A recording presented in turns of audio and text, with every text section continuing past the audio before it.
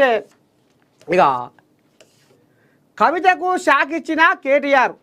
ఓ అమ్మా, బొగ్గుగని సంఘం బాధ్యతలు కొప్పుల ఈశ్వర్కు, సింగరేణి నేతలతో కీలక భేటీ, త్వరలో కమిటీలు.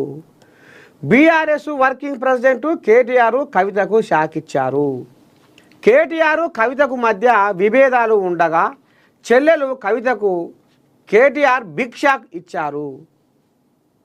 తెలంగాణ బొగ్గుగని కార్మిక సంఘంకు మొదటి నుండి కవిత ఇన్ఛార్జిగా ఉండగా ఇప్పుడు ఆ బాధ్యతలను మరొకరికి అప్పగిస్తూ కేటీఆర్ సంచలన ప్రకటన చేశారు. తెలంగాణ బొగ్గుగని కార్మిక సంఘం ఇన్ఛార్జిగా మాజీ మంత్రి కొప్పుల ఈశ్వర్ను నియమించడం ద్వారా కవితతో బీఆర్ఎస్ కటీఫ్ అన్నట్లు సంకేతాలు ఇచ్చారు.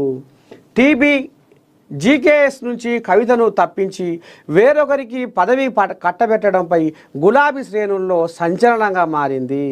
తెలంగాణ భవన్లో కేటీఆర్తో సమావేశమైన జీకేఎస్ నేతలు బీఆర్ఎస్కు అనుబంధంగానే పనిచేయాలని నిర్ణయించుకున్నట్టు తెలిపారు. తెలంగాణలో జీకేఎస్ బలమైన యూనియన్గా ఉంది. గతంలో ఒంటరిగా ఏకపక్ష విజయాలు సాధించింది. త్వరలో మిగతా కమిటీలు కూడా నియమిస్తామని పార్టీ కోసం ఉత్సాహంగా పనిచేయాలని సూచించారు. ఓ అమ్మా, కవితమ్మ చేతులకు వెళ్ళి తీసుకుపోయి ఇప్పుడు ఈశ్వర్ చేతులు పెట్టిండట. ఎవరు? కొప్పుల ఈశ్వరు. ఏంది? ఇగో తెలంగాణ బొగ్గుగని కార్మిక సంఘంకు మొదటి నుంచి కవితమ్మనే ఉండేనాట.